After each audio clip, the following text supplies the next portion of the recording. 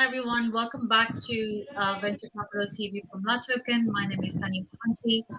I'm the host and the moderator, but we have another moderator as well who is going to be joining me for the session to discuss how to scale up idea stage startup. So none other than Gary Fowler. Hi Gary. Hi, everybody. It's great to be here today. And so today we're going to have an incredible panel: how to scale up idea stage startups. My name's Gary Fowler.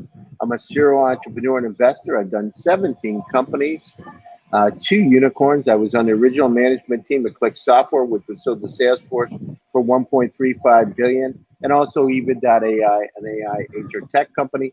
Love artificial intelligence, quantum computing, cybersecurity, and of course, fintech. So it's with great pleasure that we have some good friends and an incredible panel today. So Kingsley, can you introduce yourself? And that would be great. Yes, Gary, thank you very much. It's good to have everyone on board. We have Ash, we have the brother, we have Sonny, and we have yourself. My name is Kingsley Kobayashi. I'm a serial entrepreneur and investor. I have a few companies under my portfolio, and Kobayashi Group was founded by myself and run by me and my wife. Excellent. Thanks, Kingsley. Appreciate it. And Anush? Hey Gary, great seeing you again. So yeah, quickly introducing myself. Been a startup founder for a decade. Started 3 startups in the last 10 years. At present, I'm working as the founder for Yellow Sapphire Technologies and Atotum. Along with it, I am an angel investor with iAngels in Israel, and I also work with World Business Angel Forum to promote global financial inclusivity across the world. Sounds great. Thanks so much, Anush. And our good friend Harsh. How are you today, Hey Harsh? Gary, Tell us a little bit about yourself. hey Gary, doing good. Great to connect with you and Kingsley after such a long time. Short intro about myself. I'm a venture partner with our ventures. I help startups raise funds through equity as well as debt. We handle all the way up to 15 million dollars, and across all sectors, we help startups raise funds, whether it be AI, blockchain, technology. If you're looking to raise funds, we'd be happy to hear from you. Thank you so much. Sounds super. So let's talk a little bit about, let's go from, we talk about scaling up. So what does that exactly mean? And how does a startup go from idea stage to a startup? So, Kingsley? Yes, it goes from, thank you very much, Gary. People have a vision of what they want to do, and then they start to have a plan. From the plan, they put it in writing, and from the writing, they start collecting and doing their researches. But what most people don't understand is that if you are going to start a startup just to make money, you are not going to make it. You have to love what you do. A lot of startups fail for that simple reason. They don't love what they do. They just want the money out of the company they are creating. And so by so doing, the investors are able to see that, oh, this guy just wants money. He doesn't have a skin in the game. He doesn't have nothing in the game. He just want to put it out there and then see if it works or doesn't work. So it's very important that you do your research properly. You put everything in your book. Then you have your advisory board that is diversified. This is one problem that Japan is having with scalability. Japan entrepreneurs tend to have only Japanese on the board, so they cannot go outside the country. Their English capability is low. Their reach is low. So because of this, you don't have a lot of Japanese coming to make statements or make present their deck on this platform. So I'm looking for them to change that. So it's really important to plan, to write, to execute, and make it happen. No, you're right. One of the challenges, you got to have cultural diversity and you got to have a real 360-degree view. That's how startups really succeed. And it's, proven that cultural diversity really helps to the resiliency and the breadth of the startup. So you're 100% right with that. And advisors are critically important. Actually, the advisors that advise and give you that kind of advice, that have the experience and more importantly, the connections to help you out. So, Anuj, let's talk about it. How is Sure. it? Yeah, you're absolutely right, man. So see, you and I have done multiple startups ourselves. We have seen both side of the aisle now. what an investor is thinking, what a founder is thinking. And then you're absolutely right. When starting a journey, one thing which I realize is that a lot of founders go ahead and they want to just straight up jump onto what the final product would be. It's very easy to maintain and just take control of an already running machinery, but it's very difficult to put every single part in place to make sure that you get to that part. So that's where you got to have your advisors on board, got to make sure that you, before you even just start going out to investor and start pitching the idea, have someone mentoring you, have someone advising you, because at the end of the day, the fact still remains that there are people who know more about what you're doing than probably you do yourself. Yes, of course, you were able to see a problem statement that no one else could. Yes, of course, being a startup, you had the flexibility to work on something and sort of move it around in a very quick manner that a large corporate can't. But at the same time, it's very important to stay humble. You got to make sure that you take it one step at a time. So from an idea to putting that thing onto a paper, getting your PRD documentation ready, getting it to a prototype stage, getting into a minimal viable product, with the keyword being minimal, that hey, I can work with these many minimal features, get the user feedback, move on, so on and so forth, make iterations, keep going. And then that's the tough journey that no one sees. That's a tough journey that no one understands. It's very easy to fall in the glamour of, hey, I'm gonna build a startup, I'm gonna scale it to 100 million. But you don't see this part where you have to work 12, 14 hours a day and then it's just chaos all around. So yeah, that's where the advisors come in. Yeah, no, That's it's a good point. And Anush, one of the things that I found is critically important is to be able to take that MVP, and I had to do it myself many times. Take that MVP and do your customer discovery to validate, because a lot of times what happens is the startups go out, they think they're the brightest folks in the world, because many times they're technologists, right? They go out and they try to push something that nobody wants to buy. So as Bob that's Dorf and my friend Steve Blank said, you go out and make sure that the customers want to grab it out of your hands before you spend a lot of time and trouble, trying to market a product that nobody wants. And that we see that. That's beautiful said, man. I mean, I met Travis Kalanick in 2015, and then he told me this thing very clearly. He said that as engineers, your job is, of course, going to be go on to your office, make some tweaks and twitches, and see what's working.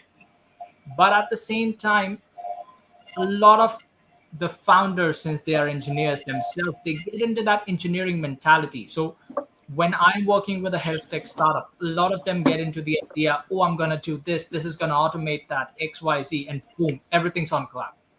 Not realizing that a doctor is going through almost 20 to 30 patients in an hour. They don't have that much leverage. They don't have that frequency to work on a tech product. So unless and until it's very simple, like a pen and paper, they are not going to adopt it. And then that's the key. Under engineering a product is bad, but over engineering it is just as worse. So you gotta find that right balance, and then that's what smart people who are actually the experts, tell you how to get to that balance. Yeah, no, balance is important and extremely important. Customer discovery, validation, and then the whole next level is who does it? The founders do it, right? This isn't something where you hire salespeople, because you understand the product, you understand the service, you need to get to know the customers. So Harsh, what's your view? Yeah, so definitely, right.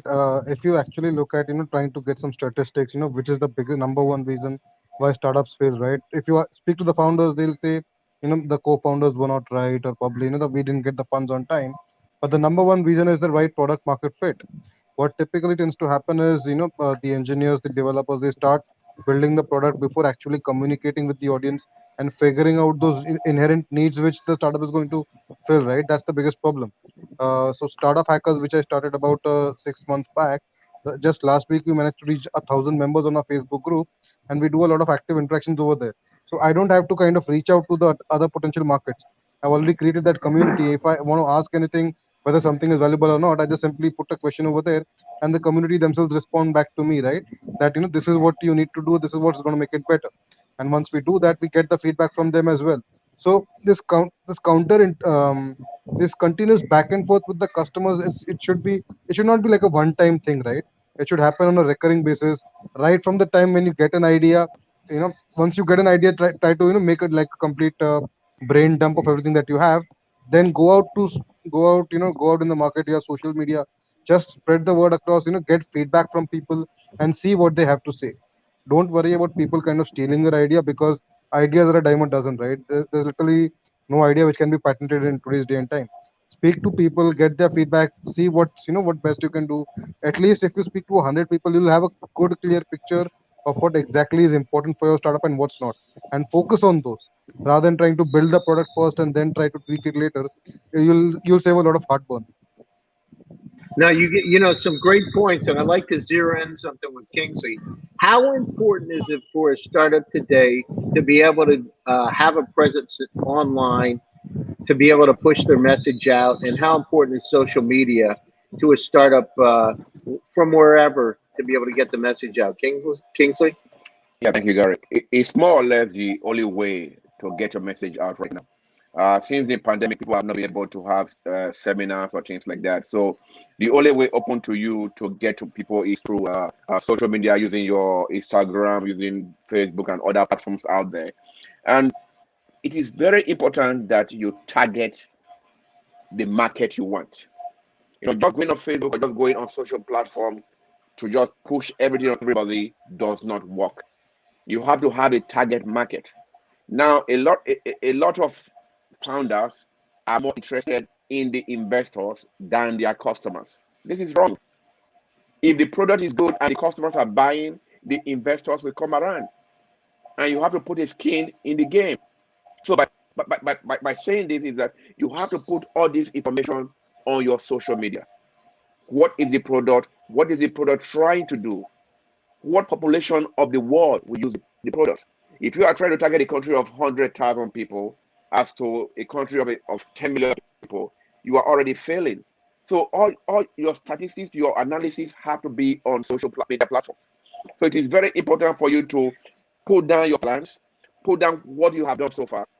When you tell people to put a skin in the game, they think, okay, he's talking about money. No. People are looking to what have you done personally, what effort have you made so far without money to get to this point. It's either by you doing research, by you going from place to another, by you talking to customers. All those things have to be on the social media platform, because right now, the pandemic, it is the only way to get your message out there, unfortunately. But after this, I don't know. But right now, social media has played a very good point for people too, and it's almost free. Get their message out there.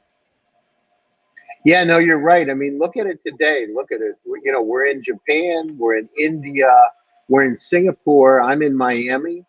I mean, so we're bringing the world together. It's really democratized opportunities over the last 2 years. And, the interesting point is the first thing that happens as soon as somebody gets you on a Zoom call and they want to talk is they Google your name, because they haven't done a lot of research ahead of time, and they check your LinkedIn profile. So startups out there, make sure you have stuff dated. Make sure you have a lot of content out there, because they're going to check. And the more you have, the better it is, because that really creates who you are. Anuj, what are your thoughts? There is an old saying that bad content is still better than no content.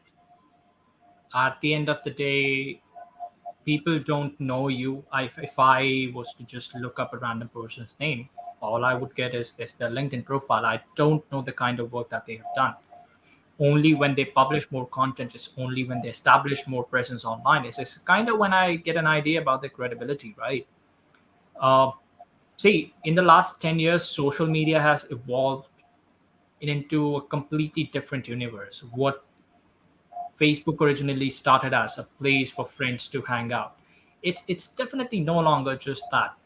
With the with companies like Quora, Medium, TikTok, Instagram, all of them have given a platform to people who usually wouldn't have one, and then anyone who has a sort of a million people following kind of have an audience that's listening to them. So it's very important to be ahead of the game. Gotta have that content going on to the internet, onto social media platforms as much as possible, because that way not only are you showcasing the world that, hey, I have done something, but I'm legit, and here is my credibility to prove it. Here is what my thought is to prove it. And not only am I a known name in the industry, but I'm also a thought leader. I know where the industry is headed. And then that's where founders sort of get the next opportunity, right? If they are just going to reach out to an investor and then say, hey guys, I have figured out something amazing in fintech. Well, great. How do I know you have? But when you're publishing the content, when you're letting the world know that I am a thought leader, that's when you're actually letting those investors know that, oh yeah, he probably really might, he might just be onto something. Yeah, no, I agree 100%. I remember when we did Eva, my partner, who's a billionaire, David Jang, told me, he said, Gary, it's critically important to be known as a thought leader. It means right, right, right. Be involved, just like we're doing here in VCTV. I mean, this is a phenomenal platform. Startups to get your message out. You should be on the show today. You're pitching.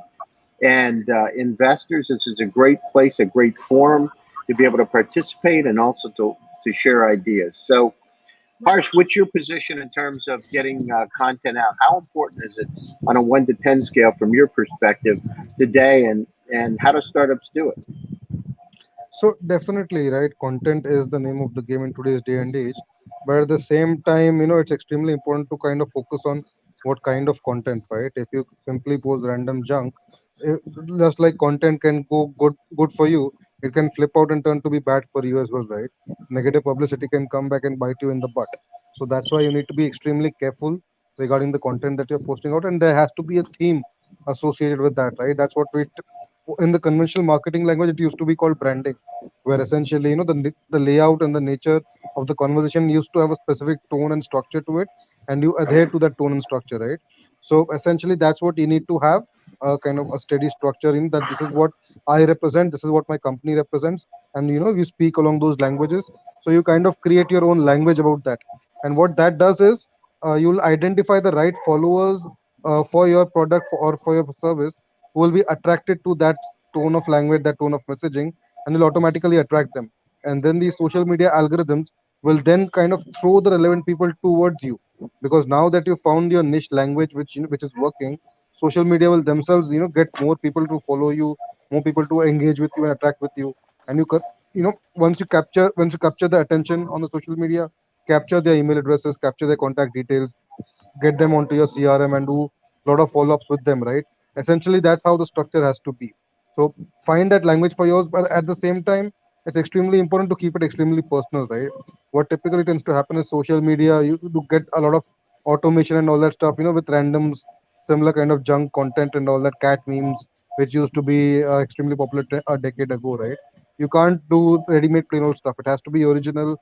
It has to be very individualized. It has to be very humane, because if you try to do automated, it just won't work in today's day and age. You need to show the difference. That's exactly why I believe Clubhouse completely blew up, right? In Clubhouse you cannot automate it. You have to be manually present, you have to be speaking over there. Only then do you get the value of being a part of Clubhouse. So that is exactly why Clubhouse is different from the other social media, where you need to be present every time, and that's what you need to kind of take it forward to other mediums as well. You do a Facebook live, you do a YouTube live, you do an Instagram live, and they'll themselves will push a lot of active users to your platform. So this is how you can kind of leverage social media to kind of grow your brand on a larger scale. Yeah, no, I agree with hyper personalized content, and also make sure you follow up. A lot of times, startups participate in events and don't follow up with investors and potential partners. So it's great. Sunny, you have a question. Thank you, Gary. Thank you, Gary, for asking questions, very relevant questions. I have another, yes, obviously, how to build an effective early stage marketing strategy, because marketing a startup or marketing your business is one of the most crucial steps towards profitability, right? But with so many responsibilities, most early stage startups and especially founders, struggle to effectively market their own company and reach their target customers. So, what are some of the best practices we can share in overcoming these hurdles for excuse me, early stage companies and early stage startups in achieving financial stability, sustainability, growth through this marketing that is strategic, empathetic, and efficient? Who would like to start? Gary, let's just hear from you. Yeah, sure. So, part of we talked about customer development. It's critically important in order to refine and define your marketing messages that you iterate. That means you need to go out and see what customers think. What I do a lot of times is I'll take my iPhone and I'll go out and I'll do interviews. I'll walk in Palo Alto, close to Stanford University, and I'll go to cafes and sit down and I'll do 50 to 100 interviews to figure out what people think. And I'll use PowerPoint presentations before I've even developed the product. So I get some ideas of how to be able to make it closer to what they want. And then I'll capture their information so I can follow up and show them the real product. And you'd be surprised at the kind of people you meet. So doing that customer development to make sure you have crisp and clear marketing messages is critically important for the startups. And most of the time they avoid it because many times they think they're the smartest people in the world and that they know better than their customers. That is when there's assume is not a good thing in this particular situation. You want to make sure that you actually have the feedback from the customers, and it's a continual process. You're always doing customer development because if you lose touch with your customers, you're probably not going to succeed. Perfect. Customer development. Absolutely agree. So, Kingsley, same question. How can early stage startups achieve financial sustainability and growth through marketing that is strategic, yet empathetic and efficient? Thank you very much, Sonny. It's very simple. It's marketing. We start from marketing ourselves. If you are not able to market yourself, you cannot market the product. Even as a child, when we are born, we start to try to market ourselves every day. And there are people who cannot market themselves or market their products. There is no shame in getting somebody to speak for you. You are a tech guy, you know all the technology out there, your brain is on that side, but you don't know how to communicate with people. So get somebody that can communicate for you. When you get people who are more intelligent than you in different areas, you are able to have a lot of advisors who will be able to tell you what to do. If you are not cocky to say, oh, I know more than you. Yeah, you know more than me in the tech part, yes, but when it comes to marketing, when it comes to PRO, when it comes to hiring, when it comes to timing, you don't know. You just have the product. So the timing of releasing the product is important. Your HRO is important. Your spokesperson that will go out there and market your product. You remember when we used to travel a lot, go to Puerto Rico, go to Zurich, go everywhere to seminars, go to Dubai.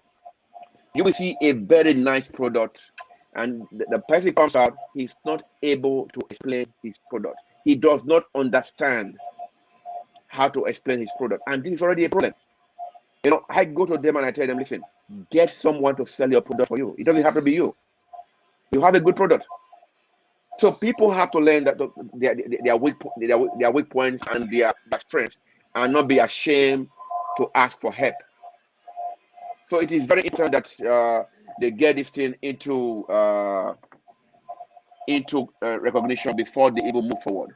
There are people like us that can talk for hours and talk. There are people who cannot talk, but they are so intelligent. So they need people who can talk on their behalf and put the business out there. Hire the right marketers, hire the right social media managers, hire people who can do these things for you, or at least bring them on your advisory board. Offer them something reasonable that will make them to make you succeed. That is my take on that. Absolutely, hiring the right talent. Thank you so much, Kingsley. Anuj? Anuj, you're on mute.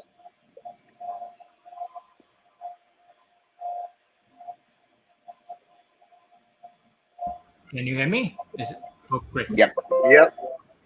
So Okay, in terms of marketing, like you mentioned, building that sustainable business, a keyword there is sustainable.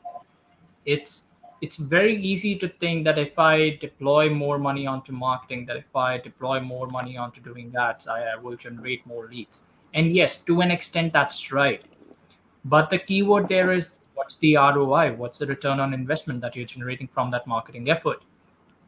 What I usually advise to startups that are reaching out to me in an early stage and then that are trying to figure out how am I going to survive off of my early revenue, what part should I reinvest into the business, what should be the right salary that I can withdraw.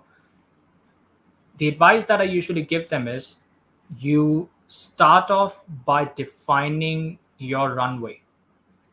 A lot of founders, a lot of early stage organizations, they just think, oh, I'm going to put in an X amount onto the business. That X amount could be $100,000, it could be a million, it could be 100 million. What they usually don't do is then break it down. What part of it is going towards tech?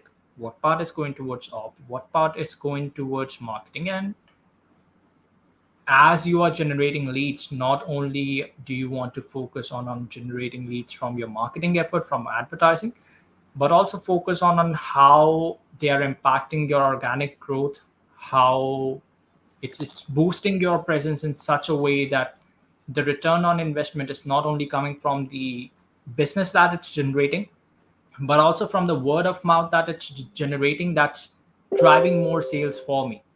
Once I have that number, once I have the metrics figured out that okay guys, if I invested $100,000 into the business and X amount went to tech, Y went towards op, Z went towards marketing, I know what's being generated back to me, what's flowing back into the business. And then if if I'm generating enough amount that I can not only grow my business but also withdraw something for my own personal expense, because of course at the end of the day, not only not only do you want the business to sustain, but you got to focus on your salary as well. So if those numbers add up, great, you're doing a good enough job. If they don't, if the ROI generated is not enough to sustain you and the business, then you got to see what you're doing wrong and then sort of get back to the table. Yes, yes, totally agree, Anush. I think that's very, very valid points. Coming over to Harsh. Harsh, would you like to share or add any insights that Anuj, Gary, and Kingsley have said regarding marketing, your idea? Sure. So I think what Anuj was referring to was something for slightly more along the lines startup, right? So for slightly more earlier stage, or operating at an idea stage, it has to be something much more fundamental to that, right? So I typically, if I'm working with an early stage startup, I ask them, can you define your startup, what you do, for whom you do it, in a single line? And if they struggle to do that, it means they don't know what they're doing. Essentially, your business offer needs to be extremely concise. It needs to be extremely precise with a very narrow focus, laser sharp focus on a particular audience, right? Once you have that kind of that kind of targeted focus, a sort of a miracle happens. What tends to happen is you will attract the right audience towards your product. You'll know the kind of language to kind of attract that the relevant audience. Your copywriting will be on point, your marketing message will be on point, and you'll be able to attract the relevant audience very quickly. So if you're looking to say, if you want to say that you have an audience which a billion people like can use, right? If you start out with that mindset, you won't have a single customer. But if you say from a billion people, I want to first target, say, these 100,000 people first, then expand the pie. Now I want to target these million people first, then this 100 million people first. What that does is it kind of completely opens up the mindset for you, and the first 100,000 out of that you'll be able to get at least half of them extremely quickly. So when Facebook started, the first focus for Facebook was you only focus on harvard.edu, and they captured the entire Harvard student base within 10 days. I think around 60-70% of the students within 10 days. Then they expanded to other universities, same phenomenon. Same phenomenon was replicated other universities, on multiple universities it happened, and within 6 months they reached 500,000 of students who are using Facebook, right? So what you need to do as a startup founder is create your offer as stupid as possible that a 10-year-old can understand that.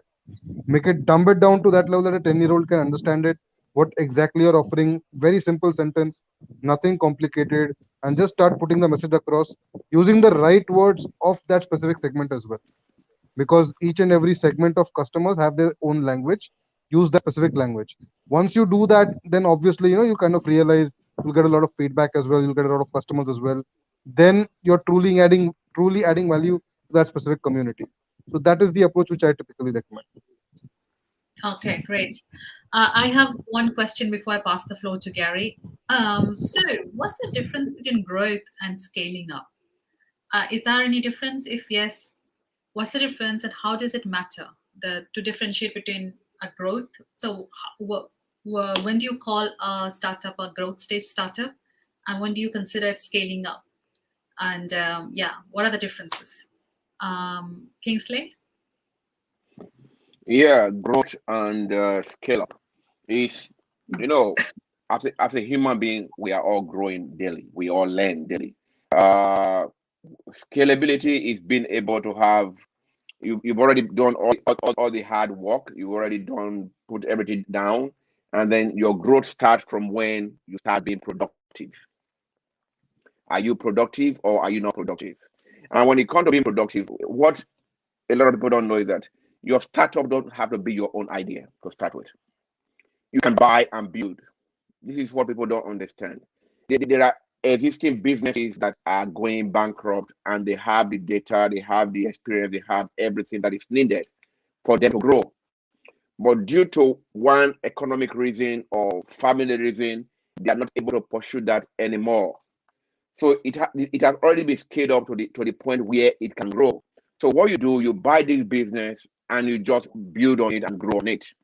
So there's a lot of examples that can be given, but growing is an everyday thing, even for big companies like Facebook, big company like Apple. Like Apple just came up like, okay, we're gonna scrape this 30% out of this because Japanese developers complain.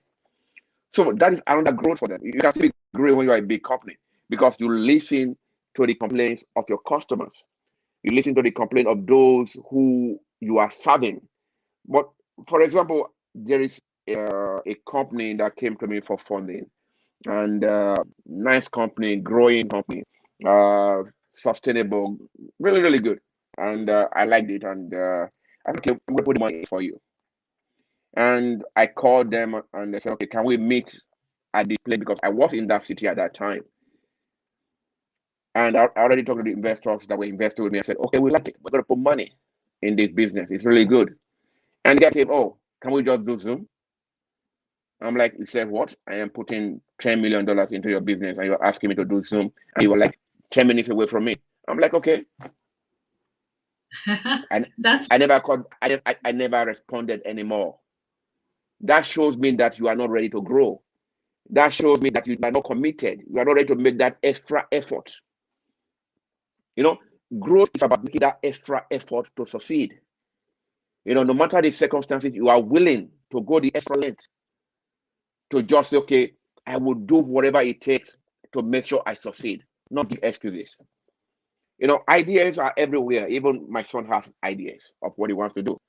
But he has to understand that to make that idea work, there has to be personal growth on his part and personal growth on the startup itself. It's not just the idea. You have to grow the idea. You have to make it sustainable, and you have to make sure that you are not seen as being arrogant or overbearing or looking down on other people. You have to be humble, like my friend said before. Being humble is the only way you can grow. If you are not humble, you cannot grow. I'm sorry. very, very practical points. Gary, Kingsley, thank you so much. Thank you. Yeah. So, from my perspective, there's two pieces. So one is to scale up. For me, it means really taking a step-by-step approach and understanding what you need to do at any particular level to go to the next level. Growth, from my standpoint, means that you've got revenue, you've got the number of customers that are critical mass in order to take the companies through those levels that you defined at scale up. It's not. So one of the things that startups, listening to this show, Make sure that you have the right kind of objectives out there. Make sure, as we said, the right kind of advisors, and also make sure you have the right kind of investors, because those investors become part of your company. They help guide your company through the stages. As we've said throughout this show today, make sure that you go out and you do your customer discovery, that you do your customer development, that you validate your product to make sure people want to buy it. And as Bob Dorff, who wrote the book, The Startup Owner's Manual, would say, they want to grab it out of your hands. So it's a great time if you follow these rules. If you don't, you're going to spend a whole lot of money and you're not going to get the kind of traction that you want. And many times you'll be off target because you anticipate, you assume that people want certain things that they don't. They assume people want to buy certain products or services that they're not interested in. I think very rightly said, revenue versus expanding in terms of employee strength. Totally agree, Gary. Excuse me, sorry. Thank you. Anuj, your comments? So I'm gonna approach the question in a different manner. Uh, Growth for me is something which is incremental, while scaling up is an exponential process. So also, growth is something that happens on a week on week basis, on a month on month basis. Scaling up usually takes time. So in simple manners, if I start an organization today, if I start a startup, I get some early users, get some traction going. What you would usually see on a week by week revenue is your revenue growth, right? That, hey, my revenue has gone from $1,000 to 1,200 to 15 to 2,000. But then at one certain point, you'd realize that, okay, guys, we have reached our capacity with this team, with this current system, and then we sort of have to upgrade that exponential step. That's scaling up. There's something called as Bearden's paradox, which basically says you take 1,000 grain of sand, put it together, and then you have a heap of sand. Take one grain out of it, put it aside, you still have a heap of sand. Keep on doing that. At what point does it go from being a heap of sand? Oh, I'm sorry. You have a pile of sand. At what point does it go from being a pile of sand to a heap of sand? And that's the case with growth and scaling up as well, right? You kind of keep growing, and at one point you reach where everything just explodes, and then suddenly you are growing in a manner you never expected, where your revenue, instead of going from 1,000 to 1,200, is now going from 100,000 to 120,000. That's scaling up. So they are very synonymous words, but kind of in that very fine paradox where you gotta define it. At what point am I growing in, and at what point am I scaling up? Absolutely. Totally agree. Very nicely explained. Thank you, Anuj. Harsh? Hey Sony, I think I have a slightly different take on that. I would say growth is obviously, as Anuj pointed out, growing on a weekly, monthly basis, predictable growth patterns over like 3 to 4x on a yearly basis, right? Scaling up, I would say this is more focused on the systems and the processes, right? What will happen is if you grow too fast and it's not coupled with the right systems and processes in the company at the same time, if they are not in place, what can happen is there's a phenomenon where you end up growing too fast and you don't have the fundamentals and the foundations down, and the entire thing could crumble, right? Imagine building a vertical skyscraper without having its base completely covered, having a broad base, right? That is where I see, a growth and scaling up kind of working together. If you're simply growing vertically without ensuring that you have these horizontal elements which provide the support for that hyper focused growth, it'll be extremely difficult to sustain the startup. And there have been countless cases of startups, right, which have received billions of dollars of funding, and they tremendously imploded. They grew too fast and they imploded because they could not handle the growth, and they did not have the right systems and processes in place. So that is where I believe it's extremely important. And these systems and processes are multifold, right? It's not only in terms of just delivering the growth, not just the fulfilling the growth for the clients, but also systems and processes in team hiring, how you're structuring the team, um, how are you recruiting new people, how are you interviewing new people, all that process is there. Then within the teams, right, uh, how is the leadership structure going to look like, how are decisions are going to be made, how quickly do you have some sort of frameworks to make it extremely faster and quicker, make it extremely agile and yet very efficient, right? That is what it determines the startup. So that is why, it is a lot of the times the founders feel, it is the ideas which take, to a startup to success. But it's far more complicated than that. You need to have an understanding of all these systems, processes, and a lot of there are hundreds of moving parameters which need to be aligned for a startup to become, a unicorn startup.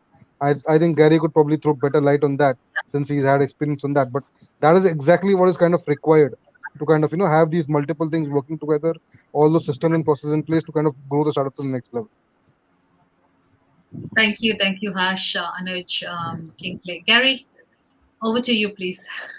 Yeah, so some of the things that we talk about are some of the hard side, but there's also a soft side, going from an idea stage startup to realizing your dream, and that's having the right kind of attitude. So, Kingsley, from your perspective, if we look at attitude, we look at leadership in the company, CEO leadership, executive leadership, believing in your dreams. How important is it for a startup to be able to have that type of a positive attitude to realize the dream? Oh, that's a question, right? Yes. Okay.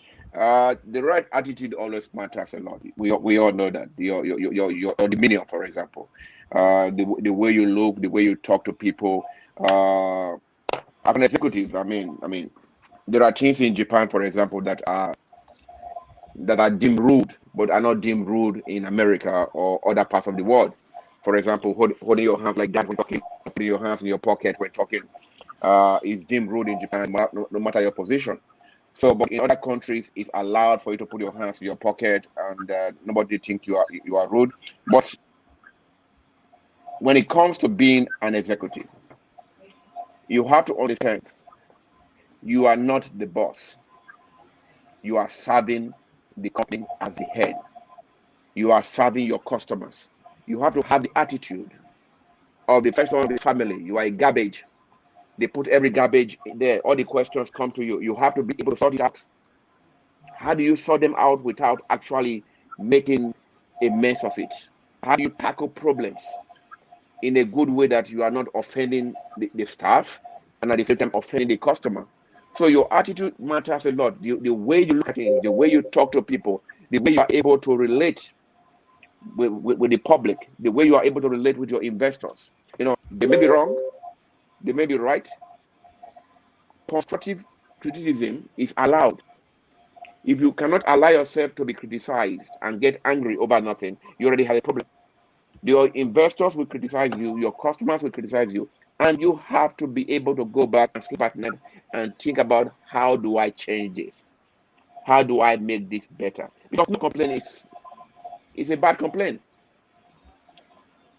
The customer is not satisfied, the investor is not satisfied, the person you are talking to is not satisfied. That is why they are complaining. So you now go back to your drawing board and talk to your board of management, or talk to whoever is your manager and say, listen, we need to change this. We need to make this happen. Or the way you handle this situation with this customer was not really the right way. Yes, you are right as a staff, but you should have handled it more carefully. So our attitude matters a lot. And that boils down to the fact that, also as an investor, the way you speak to me will determine whether I put my money or not. If you are able to explain your business to me like a classified student or a dog or whatever, I will understand it, and then I can explain to my investors too and those who will put money. But if you're already not able to explain, and you feel too big, or you are cocky, or you are just raising your shoulders, I'll be like, you know what? Thank you very much. I'll get back to you. Trust me, I will never get back to you. Your attitude matters a lot. The way you talk to people matters a lot. The way you carry yourself matters a lot. You don't have to be I don't know what to say. Thank you. I don't want to say arrogant, or you think you know it all. No, nobody knows it all. We are all learning. It's a learning process to make it better. So I got a question for you, Kingsley. You know, you speak about in Japan, the crossing arms is rude, putting the hands in the pockets. But what do Yeah. you do in Japan when people always say hi, right? Yes to everything. How do you know whether if they really believe it's true or not? Because I've seen this, they're very accommodating, shaking their heads yes, but in reality, it doesn't mean yes. How do you culturally, if you're a startup coming into a room and you have people saying yes, you're going to think, oh, they bought off, right? What is Yeah, it's that? How like do you? it comes back to the body language, right? How do you say come here or come here? There's a difference. Come Yeah. here. Come here. There's a difference. There's hi and there's hi. There is, oh, Mm. hi, Wakari Masha. Yes, I understand. And there's hi, demon. You know, they bend their head and said, I understand, but what? Ah, I got it. Yeah, I got it. You understand? Okay. So they say, Wakati Rukedo, demon. I understand, but that ball will come in. If it is really good, the body that will say, hi, Wakari Masha. Hi, yes, I understand. If there's none that, yes, I understand, it's just hi, demo. Even the tone of the voice of that hi will tell you whether that person is actually understanding what you are saying or not. Got it. No, that's great. Yeah. Anuj, I have a question for you. How did startups, so the startups are listening today, how do they find those advisors and how do they find those board of directors to be able to make an incredible company? As we said, we need to have that look from the outside. How do they find them? Oh, very simple answer, man. Networking. Just go out and talk. Uh, See, as a founder, you got to realize that your responsibility is not managing the day-to-day operations. Your responsibility is not making sure that my all my ops processes are running smooth. Your responsibility is not coding the system yourself. Your responsibility is making sure that you manage the stakeholders, you get your advisory board in place, you raise fundings, you make sure that the organization is going to run smooth for as long as needed. And that's what a founder has to do. If you are if anyone who's listening to this is thinking, hey, how do I get those advisors? It's easy. Get on LinkedIn, add people who you think are relevant, and then just drop them a mail saying, hey guys, this is what I'm working on. What do you think? If they like the idea, if they like your vision, and then just go right ahead, straight up pop the question, hey guys, would you be interested in being our advisor? There is no fast track way, there is no shortcut to it. You can't expect, oh my god, these people will definitely be interested in my idea. Someone might just have issues with their bandwidth, they might not have the time to devote to it. Others just might. So go out and see who has the time for you. Sounds great. Thanks. And Harsh, let's talk about, what do you see the biggest obstacles? If we could say the three biggest obstacles for startups today, going from an idea to a startup, what are they? I would say major obstacles are the clarity which is required, right? So once you sort of get an idea, right, they are extremely confused regarding what the next steps would look like. So that is why it's extremely important to kind of get through the exactly what you're going to do, what the product is going to look like. And what typically tends to happen is once they get an idea, they're getting very restless and they directly move towards building a product rather than doing the groundwork which is needed, right? First would be kind of doing a complete brain dump of the entire concepts that you have, what other, a mind map you must have seen, right? Those branch connections which are there, they kind of help you to do multi-layered connections, helps your mental juices going. They need to get into that, figure out a good concrete structure, then do a lot of ground market research. Most of the times, I find that the founders are just, as you kind of mentioned, they're too smart and they're the smartest people in the world. They don't need to do market research. That I believe sometimes kind of holds them back. That I feel is a major challenge.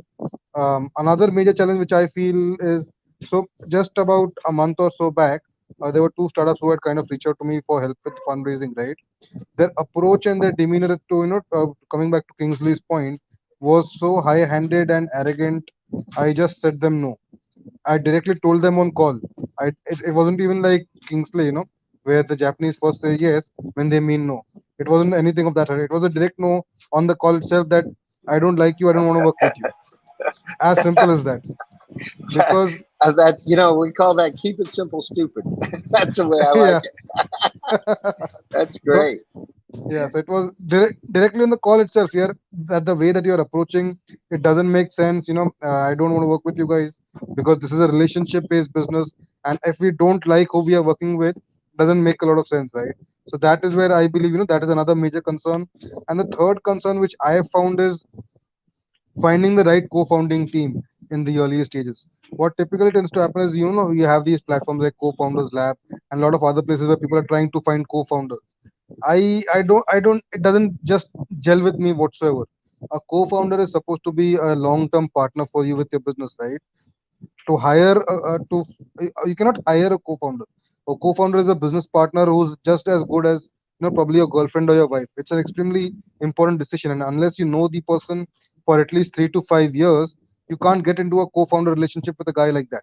So that is why you to find the right co-founder team, you need to have that kind of sort of a connection, a bonding with them, so that come high come low, you're going to stay together no matter the trouble.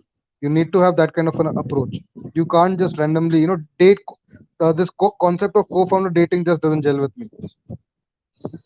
I got it. And you're right. It's like having a long term relationship in a marriage. So, so going around closing thoughts, we're coming to the top of the hour. Kingsley, closing thoughts, and how do people get a hold of you?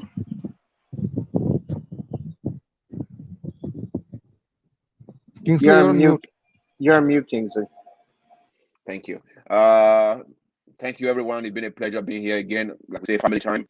I have learned a lot today, and hopefully, I have given some ideas. And the life is a learning process. Nobody is perfect. Perfect. There's no perfection in humanity.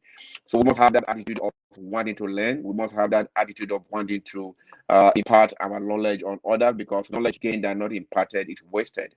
Because you can have all the PhDs in the world, your son is not inherited from you. Those that we inherited are those you impart those knowledge. So it is not hereditary. So let's try as much as possible to help those we can help. And during this COVID period, please stay safe. Take the necessary precautions with your family. My name is Kingsley Kobayashi. You can reach me on LinkedIn. You can reach me on Kobayashi, Kingsley Kobayashi .com. You can reach me at Kingsley Kobayashi Facebook official page, or just put my name on Google. I know what I do, and I will respond to you if you meet my status to respond to you. Thank you very much. Thank you very much. Anuj? Yeah.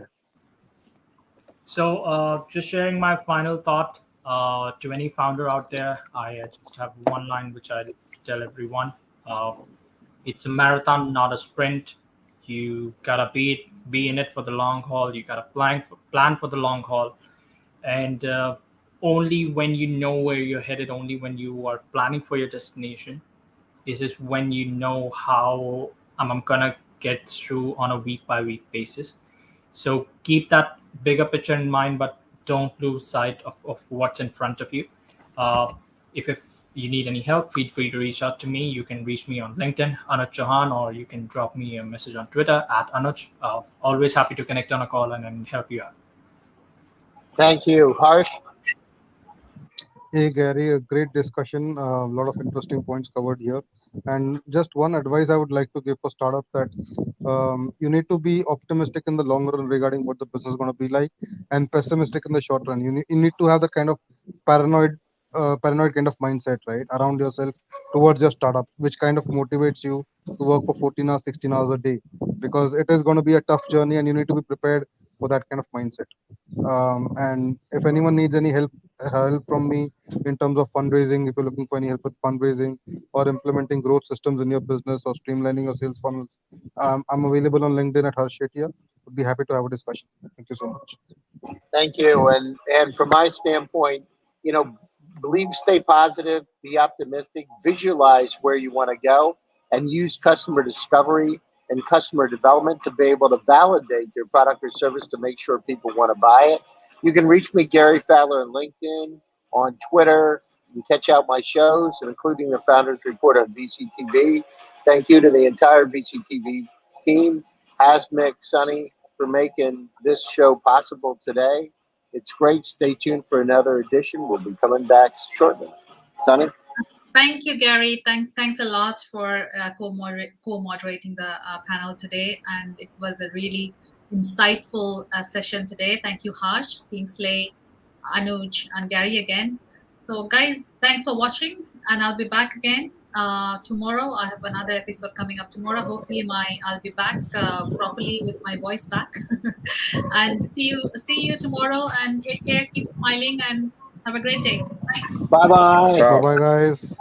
Bye bye.